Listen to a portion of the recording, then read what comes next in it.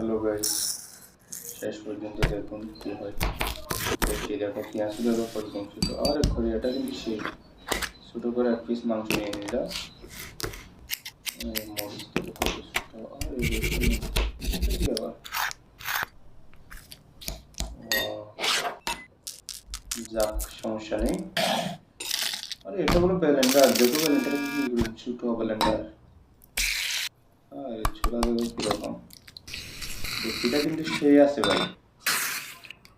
যাক, রান্না হয়ে গেছে। বিরিয়ানি মনে হয়, বিরিয়ানি পাকাচ্ছে। দেখতে তো এরকম লাগতেছে বিরিয়ানির মতো। হ্যাঁ হ্যাঁ, বিরিয়ানি হতে পারে। এরকম ছোট আমি তো নিয়ে এসে কি বলতে পারবো। যাক, যে একটা হাতার মধ্যে দিয়ে দিলাম। আর দুটো ডিমও, আবার ডিম কোথা থেকে আসলো? ডিম তো কতক্ষণ দেখি নেই।